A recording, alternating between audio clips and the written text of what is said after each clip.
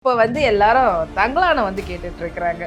So தங்கலான்ல உங்களுடைய அந்த மிராசு character ஆதிக்கத்தன்மையுடைய அந்த அதிகாரத்தினுடைய அந்த தோற்றம் எல்லாமே இருக்கு. தங்கலான்ல இப்படி பார்த்துட்டோம். அதே வந்து டிமாண்டி காலனி 2ல பார்த்தோம்னா எங்களை வந்து நீங்கள் ஒரு பக்கம் ஒரு ஆஃபீஸர் அப்படின்ற மாதிரியான ஒரு லுக்கில் இருக்குது, இன்னொரு பக்கம் வந்து பார்த்தா அவ்வளோ ஒரு ஹியூமர் இருக்குது அந்த கேரக்டரில்.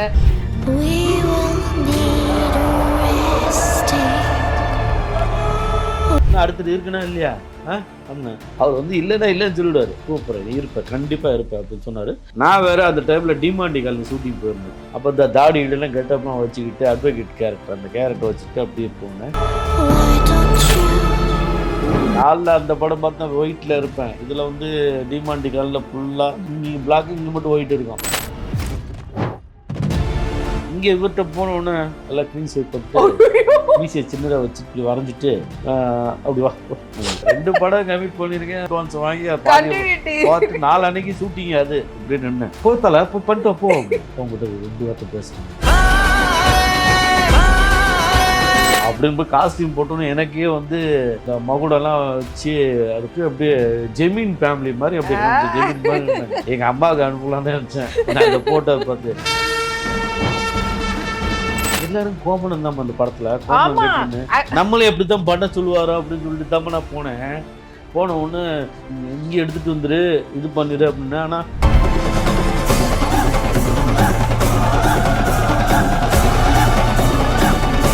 அருள்நிதி அவங்களோட அது double action.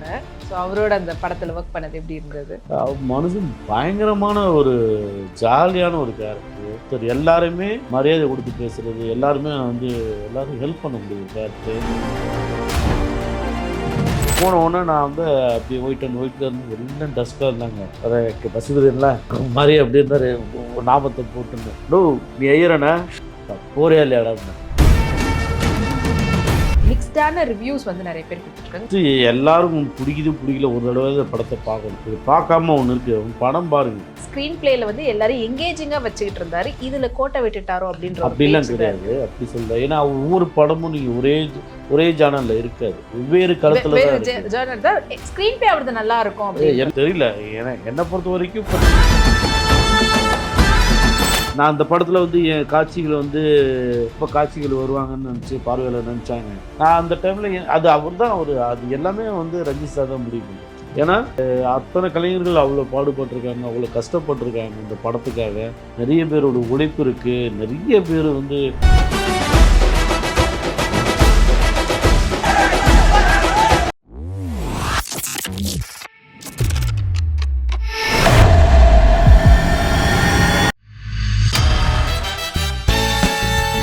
Hi PPT cinema viewers, நான் உங்கள் விஜய் சாமி வந்தாச்சு. இன்னைக்கு நம்மளோட இருக்கிறவங்க கிட்டத்தட்ட வந்து ஒரே நேரத்தில் 2 படமும் வெற்றிகரமாக ஓடிட்டுருக்குன்னா அது எவ்வளோ பெரிய ஒரு சூப்பரான ஒரு பெர்ஃபார்மராக இருக்கணும். அண்ட் வெர்சடைல் ஆக்டர், சப்போர்ட்டிங் ரோலாக இருக்கட்டும், வில்லனாக இருக்கட்டும், அண்ட் கூடிய சீக்கிரத்தில் நம்ம வந்து ஹீரோவாக பார்க்கறதுக்கான வாய்ப்புகளும் நிறையா இருக்குது. So it's none other than Muthukumar அவர்கள் தான். வணக்கம், எப்படி இருக்கிறீங்க? வணக்கம்மா. ஹீரோலாம் இல்லைம்மா, நான் நடிகன். ஆனால் நீங்கள் ஹீரோ ஆகணும் தானே வந்தீங்க சினிமாக்குள்ள? இல்லைம்மா, நடிகனா வேலை செய்ய ஆரம்பிச்சிட்டேன். ஓகே, ஸோ அதான் வெர்சடைல் ஆக்டர், அது அந்த டேக்லைனே போதும் நினைக்கிறேன். ஓகே, ஸோ எப்படி இருக்கிறீங்க, எப்படி போயிட்டு இருக்குது? நல்லா இருக்கு. இப்போ வந்து எல்லாரும் தங்கலானை வந்து கேட்டுட்டு இருக்கிறாங்க. ஸோ தங்கலான்ல உங்களுடைய அந்த மிராசு கேரக்டர், அதாவது சார்பேட்டால படம் ஃபுல்லாக உங்களுடைய சீனில் எல்லாத்துலேயுமே டைலாக்ஸ் அவ்வளோ இருக்கும். ஆனால் இதில் வந்து பார்த்தீங்கன்னா ரொம்ப கம்மியாக தான் இருக்கும். ஆனால் அந்த பேசுகிற அதை விட அந்த லுக்கும் சரி, அண்ட் அந்த சொல்லக்கூடிய அந்த கொஞ்சமான டைலாக்காக இருந்தாலும் அதில் சும்மா நச்சுட்டு இருக்கும். அந்த என்ன சொல்கிறது, ஆதிக்கத்தன்மையோடைய அந்த அதிகாரத்தினுடைய அந்த தோற்றம் எல்லாமே இருக்கும். ஸோ அது எப்படி இருந்தது அந்த எக்ஸ்பீரியன்ஸ்? அந்த படத்தை கூப்பிடும்போதுன்னா நான் போய் எனக்கே அனுபவமாக இருந்துச்சு. தங்கலான்னு படம் நான் வந்து அவர்கிட்ட எனக்கு என்னத்தில் அடுத்து ஒரு படம் இல்லை சார்போட்ட அது எப்படி நட்சத்திரத்தில் நான் இல்லை. அவர் 1+1 அப்படி இப்படி பார்த்து கேட்பேன். அதில் இல்லை அண்ணா அடுத்ததில்ல இப்போ அதுக்கப்புறம் இப்போ ஜாலியாக இன்னும் அடுத்தது இருக்குன்னா இல்லையா அப்படின்னா இருப்பையா அப்படின்னு சொல்லுவார். ஆனால் அவர் வந்து இல்லைன்னா இல்லைன்னு சொல்லிவிடுவார். கூப்பிட்றேன், நீ இருப்ப கண்டிப்பாக இருப்பேன் அப்படின்னு சொன்னார். ஆனால் கூப்பிட்டார். நான் வேறு அந்த டைமில் டிமாண்டி காலனி ஷூட்டிங் போயிருந்தேன். அப்போ இந்த தாடி இதெல்லாம் கெட்டப்லாம் வச்சுக்கிட்டு அட்வொகேட் கேரக்டர் அந்த கேரக்டர் வச்சுட்டு அப்படியே போனேன். அதுக்கு முன்னாடி அந்த படம் பண்ணும்போது வில்லேஜுங்கிற ஒரு படம் பண்ணியிருந்தேன், வெப் சீரிஸ் ஆலியாவோட. அதில் இந்த தாடி தான் இருந்துச்சு. எனக்கு என்னன்னா ஒரு பிளாக் அதுதான் என்னை ஹெல்ப் பண்ணுச்சு மேக்கப்பில். காலைல அந்த படம் பார்த்தா ஒயிட்டில் இருப்பேன். இதில் வந்து டிமாண்டி காலில் ஃபுல்லாக பிளாக் இங்கே பிளாக், இங்கே மட்டும் ஒயிட் இருக்கும். டச் பண்ணிட்டு தான் இருப்பேன். இங்கே இவர்கிட்ட போனோடனே பார்த்து பிளாக். அப்படிலாம் சொல்லலாமா, எல்லாம் க்ளீன் ஷேவ் பண்ணிட்டு மீசையை சின்னதாக வச்சு இப்படி வரைஞ்சிட்டு அப்படி வா நான் வந்து தூக்கி வாரி போட்டிருக்குமே. தூக்கி வரல. 2 படம் கமிட் பண்ணியிருக்கேன். அட்வான்ஸ் வாங்கி கண்டினியூட்டி. பார்த்து 4 அன்னைக்கு ஷூட்டிங் அது. ஓகே. இங்கே 2 நாளுக்கு முடிஞ்ச அப்புறம் 2 நாளுக்கு அப்புறம் 3ஆவது நாள் அங்கே கொடுத்துருக்கேன் டேட்டு. இப்படி நின்னேன். போத்தல போய் பண்ணிட்டு போ அப்படின்னு. அவங்ககிட்ட ஒரு 2 வார்த்தை பேசணும். டேய் போகல சுற்றிட்டு இருந்தாங்க. இல்லையா இந்த மாதிரி ஒரு கமிட் பண்ணியிருக்கேன், இந்த மாதிரி ஒரு ரோலு டிமாண்டிகால்லையும் ஒரு கேரக்டரு, அதனால் இது சேவ் பண்ண முடியாது. இல்லைன்னா நான் அந்த தோட்டம் வந்து சின்ன மீசா எனக்கு நல்லது இப்படி நல்லா அந்த காலத்தில் வச்சுருப்பேன். ஐயா ரெங்கராவ் ஐயா தங்கவேல் ஐயாலாம் வச்சுருப்பாங்கல்ல, அப்படி தான் வச்சுருக்குன்னு நினைப்பேன். ஆனால் அந்த தோற்றனால அதை ஒன்றும் இப்போ பண்ண முடியல. அவர் சொன்னோன்னே சரி ஃபுல்லாக பிளாக் பண்ணிட்டு வா அப்படின்னு சொல்லிட்டார். பிளாக் பண்ணிட்டு போனால் அவர் சொல்லிட்டாரு நம்ம எதாவது புதுசாக பண்ணலாம் பார்த்து பிஎஸ் வீரப்ப ஐயா பார்ப்பேன். அவர் வந்து ஃபுல்லாக அப்படி ஃபுல்லாக இங்கெல்லாம் பண்ணியிருப்பார். நம்பியர் ஐயா இதை பார்ப்பேன். பழைய இதெல்லாம் எடுத்துப்பா உடனே அந்த டைமில் கேரமில் உட்காந்து அவங்க இமேஜெலாம் பார்க்க ஆரம்பித்தேன். டக்குன்னு வீரப்பையா, நம்பியார் ஐயா, அந்த இந்த பழசில் இருக்கிற ஆக்டர்ஸ் எல்லாம் இது பார்க்கும்போது வீரப்பையாவை பார்க்க ஆரம்பித்தோன்னா கொஞ்சம் ரைட்டை வளைஞ்சிட்டோம், இன்னும் வளைஞ்சிட்டு அவ்வளோ மாதிரி போய் நிற்போம் அப்படின்னு போய் காஸ்டியூம் போட்டோன்னு எனக்கே வந்து அந்த மகுடெல்லாம் வச்சு அது ஃபோட்டோ காட்டுறேன் உங்களுக்கு கடைசியில். அது வேணால் நீங்கள் வந்து போடுங்க. வச்சு அப்படியே ஜெமீன் ஃபேமிலி மாதிரி அப்படி ஜெமீன் மாதிரி இருந்தாங்க. உடனே எங்கள் அம்மாவுக்கு அனுப்பலான்னு நினச்சேன். நான் அந்த ஃபோட்டோவை பார்த்து ஏமா இதை பாருன்னு அப்படி சொல்லிட்டு டக்குன்னு என் தங்கச்சிட்டுக்கு நான் அனுப்பலை. நான் அது வேண்டாம் அந்த டைமில் அனுப்பணும்னு நினச்சேன், ஆனால் அனுப்பலை அந்த டைமில். இதை போய் காஸ்டியூம் போட்டோன்னே எனக்கு பயங்கர இதாகிடுச்சு. என்னன்னா எல்லாரும் கோபனம் தான் அந்த படத்தில் கோபம் நம்மளே எப்படி தான் பண்ண சொல்லுவாரோ அப்படின்னு சொல்லிட்டு தான் நான் போன ஒன்று இங்கே எடுத்துகிட்டு வந்துரு இது பண்ணிடு அப்படின்னு. ஆனால் அது கிடையாது. ஆனால் முன்னாடியே சொல்லிட்டார் ஒர்க் ஷாப்லேயே வந்து மிராஸுங்கிற கேரக்டர் அப்படின்னு சொன்னோன்னா ஓரளவுக்கு கான்ஃபிடண்ட்டாக போயிட்டேன். போன உடனே நான் வந்து அப்படி ஒயிட்டில் இருந்து எல்லாம் டஸ்ட்டாக இருந்தாங்க. ஒரு பசுபதிலாம் மாதிரி அப்படி இருந்தார் ஞாபகத்தை போட்டுன்னு. நோ நீ ஐயரண்ணா டேய் போறியா இல்லையாடான்னு அவர் போட்டு ஒரு மாதிரி. ஆனால் ஆக்சுவலாக அந்த கேரக்டராகவே வெளில வந்தார் அவர். சரி தோற்றம் அந்த அளவுக்கு ஹெல்ப் ஆச்சு. ஆக்டர்ஸ் எல்லாருமே வந்து அப்படியே இருந்தோம். எனக்கு அந்த அந்த கதாபாத்திரம் பண்ணும்போது ஒரு சார் சொல்லிட்டாரு அது நம்ம பண்ணிடணும் அப்படின்ட்டு பண்ணேன். பட் நான் ஸ்க்ரீனில் பார்க்கும்போது அது ரொம்ப பயங்கரமான ஒரு அந்த காலத்து ஆதிக்கவாதிகள் என்ன தான் பண்ணியிருப்பானுங்க ஒன்று இருக்குல்ல, அது பார்க்கும்போது அது பயங்கரமாக இருந்துச்சு. அதோடைய இது. ஆனால் ஒரு நடிகனா என்னுடைய வேலையை அது ஒரு கதாபாத்திரத்தை பண்ணேன், அவ்வளோதான். ஓகே. அண்ட் பொதுவாகவே இப்போ இருக்கக்கூடிய ஒரு விமர்சனத்தை கேட்கலான்னு நினைக்கிறேன் உங்ககிட்ட. தங்கலான் படத்தில் நடித்தவங்களா இருக்கட்டும், ஒர்க் பண்ணவங்களா இருக்கட்டும், எல்லாருக்குமே வந்துட்டு பெரிய பாராட்டுக்களை வந்து சொல்லிட்டு இருக்கிறாங்க. ஏன்னா எல்லாருமே அந்த அளவுக்கு 100% இல்லை 200% அவங்களோட எஃபர்ட்டை வந்து கொடுத்துருக்குறாங்க அப்படின்னு. ஆனால் மிக்ஸ்டான ரிவ்யூஸ் வந்து நிறைய பேர் கொடுத்துட்ருக்காங்க, மிக்ஸ்டான கமெண்ட்ஸ் நிறைய வந்துட்டுருக்கு. அதை எப்படி பார்க்குறீங்க? இல்லைம்மா, அது நீங்கள் ஃபஸ்ட்டு எல்லாரும் வந்து பிடிக்கல ஒரு தடவை படத்தை பார்க்கணும். நீங்கள் பார்க்காம ஒன்று இருக்குது, படம் பாருங்கள். ஆனால் படம் அந்த அவர் என்ன சொல்ல வராருங்கிறதுல ரொம்ப கிளியராக இருந்தார். அவர் வந்து அவர் ஒன்று எழுதியிருக்காரு. அந்த அவர் ஒன்று புதுசாக ஒன்று டிஃப்ரெண்ட்டாக ஒன்று பண்ணியிருக்காரு. ஒன்று யோசிக்காரு. இந்த ஹாஸ்பிட்டலில் நான் ஏன் இப்படி ஒன்று பண்ணக்கூடாது, நான் ஏன் இப்படி ஜனங்களுக்கு இப்படி ஒன்று பார்வையாளர் காட்டக்கூடாது, இது வியாபார நோக்கமாக எப்படி அது தெரியாது எனக்கு. பட் அவர் சிந்தனையே வந்து அப்படி யோசிக்கும் போது அது அது எனக்கு அந்த ஐடியாலஜியே பயங்கரமாக இருந்துச்சு. அவர் ஈஸியாக இந்த படத்தை பண்ணிடல, நிறைய ரிசர்ச் பண்ணியிருக்காரு. இப்படி ஒரு படம், இந்த மாதிரி ஒரு இடம், இந்த மாதிரி ஒரு காலத்தில் இப்படி இருந்திருக்கிறாங்க, அந்த வரலாற்று பதிவு, அந்த வரலாற்றில் இடம்பெற ஒரு முக்கியமான ஒரு படம், இந்த மாதிரி ஒரு படத்தில் ஒரு பார்ட்டாக இருக்கணுங்கிறதுல நான் அப்படி தான் யோசித்தேன். அந்த வகையில் எனக்கு வந்து படமாகவே எல்லோரும் நல்லா போயிட்டுருக்குன்னு தான் சொல்கிறாங்களே தவிர ஏன்னா பெரும்பாலும் வந்து நல்லா இல்லை நல்லா இல்லை சொல்கிறோன்னா அவங்க எதுவும் எதிர்பார்த்து வந்திருக்கிறாங்க. அது இங்கே இல்ல நல்லா இல்ல அப்படின்னு சொல்றதை தாண்டி பா ரஞ்சித்னாலே அவரது வந்து ஸ்க்ரீன் பிளே தான் எல்லாரும் ரொம்ப ரசிப்பாங்க. ஏன்னா மெட்ராஸ் வந்து ஒரு செவுரு, ஆனா அந்த செவுரை வச்சு அவர் கொடுத்த அந்த படமா இருக்கட்டும், அதே போல கபாலியில வந்து ஒரு பேக் டு த ஃபார்ம், அது வந்து லேண்ட் பத்தி அதுதான் இருக்கும். ஸோ இந்த மாதிரியான கதைக்களத்தை வந்து கொடுத்தவர். அந்த ஸ்க்ரீன் பிளேல வந்து எல்லாரும் எங்கேஜிங்காக வச்சுக்கிட்டு இருந்தாரு. இதுல கோட்டை விட்டுட்டாரோ அப்படின்ற ஒரு அப்படிலாம் பேச்சு தான் கிடையாது. இருக்கு. அப்படி சொல்ல, ஏன்னா ஒவ்வொரு படமும் நீங்கள் ஒரே ஜானல்ல இருக்காது, வெவ்வேறு களத்தில் தான் வேறு இருக்குது. ஜேர்னர் தான் ஸ்க்ரீன் பிளே அவரது நல்லா இருக்கும் அப்படின்னு. எல்லாமே அது. பட் என்ன அவர் தெரியல. என்னை பொறுத்த வரைக்கும் இப்போ நிறைய பேர் என்கிட்ட சொல்கிறது வந்து நல்லா இருக்குன்னு தான் சொல்கிறாங்க, நல்லா இல்லைன்னா சொல்லலை. ஸோ நல்லா இல்லைன்னு சொல்கிறவங்களுக்கு இன்னொரு தடவை ஏன் நல்லா இல்லைன்னு உட்காந்து பாருங்க. பாருங்க. ஓகே. நீங்கள் உங்கள் சிந்தனை நீங்கள் ஒன்றில் ஒரு படத்தை பார்க்கும்போது இப்போ இங்கே நிறைய பேருக்கு பிரச்சனை என்னென்னா தான் ஃபோனை கையில் வச்சுக்கிறாங்க. ஓகே. டக்குன்னு ஒரு விஷயத்த ஃபோன் எடுத்து பார்க்குறாங்க, ஃபோன் இது பண்ணுறாங்க அப்படிங்கிறதப்ப ஒரு சீனை நீங்கள் மறந்துடுவீங்க. இப்போ நீங்கள் படம் பார்க்கும்போது டப்புன்னு பார்த்தோன்னா ஃபோனை கையில் வச்சுக்கிறாங்க. ஸோ 2.5 மணி நேரம் அதுக்கான ஒரு டெடிகேஷன் பாருங்க. ஆனால் படமாக வந்து நல்ல வரவேற்பு தான் வந்துட்டுருக்கு. நேற்று கூட ப்ரெஸ் மீட்டு வச்சாங்க, நான் போயிட்டு வந்தேன், படத்துக்கான சக்ஸஸ் மீட்டு வச்சாங்க. பட் நல்லா அவர் என்னை பொறுத்த வரைக்கும் நான் அப்படி தான் சொல்லுவேன். நான் அவர் எனக்கு லைஃப் கொடுத்தாரு, அதெல்லாம் மீறி வந்து அவர் மேலே வந்து இந்த படத்தில் வந்து அவர் ஐடியாலஜி ஒன்று இருக்குல்ல, ஒவ்வொன்றும் டிஃப்ரெண்ட்டாக ஒன்று யோசிக்கிறாரு. ஒவ்வொரு படத்துக்கும் வந்து ஸ்க்ரீன் ப்ளே பயங்கரமாக பண்ணுறாரு. கதையோடு தான் அது பயங்கரமாக பண்ணிகிட்ருக்காரு, ஒர்க் பண்ணுறாரு. இதில் ஒரு விக்ரம் சாருங்கிற ஒரு பெரிய ராட்சசன் அவர் இன்னும் பயங்கரமான ஹார்ட் ஒர்க் பண்ணியிருக்காருங்க. இந்த படத்தில் எல்லாருமே அப்படி வேலை செஞ்சோம். நான் அந்த படத்தில் வந்து என் காட்சிகளை வந்து ரொம்ப காட்சிகள் வருவாங்கன்னு நினச்சி பார்வையாளர் நினச்சாங்க. பட் குறுகிய நான் அந்த டைமில் அது அவர் தான் அது எல்லாமே வந்து ரஞ்சித் சார் தான் முடிவு பண்ணுறது.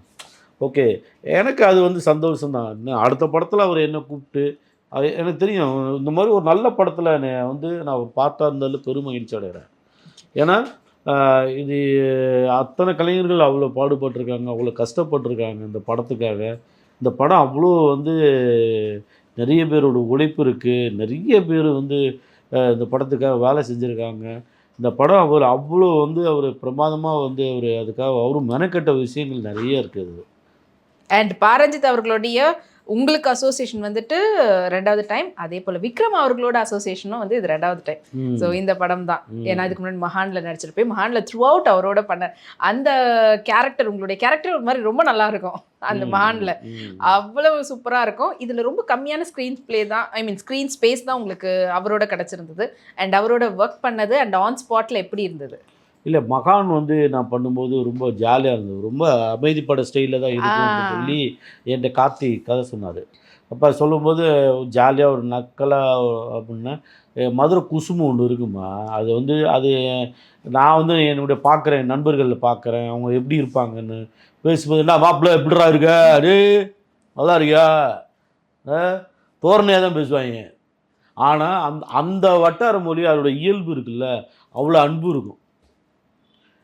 வார்த்தை உங்களுக்கு ரொம்ப உறக்க இருக்குமோ தவிர உள்ளம் வந்து அவ்வளோ இதாக இருக்கும்.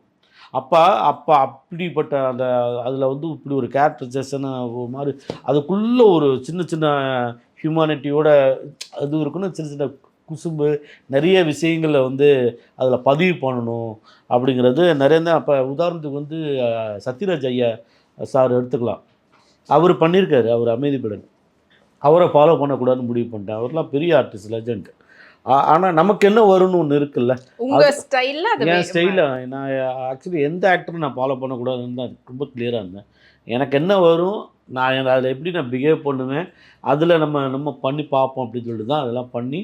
அப்போ அவங்க போகும்போது கூட அந்த ஸ்க்ரீனில் போட்டு போக சொல்லிட்டு சிரிச்சுட்டு போய் உட்காருவேன்.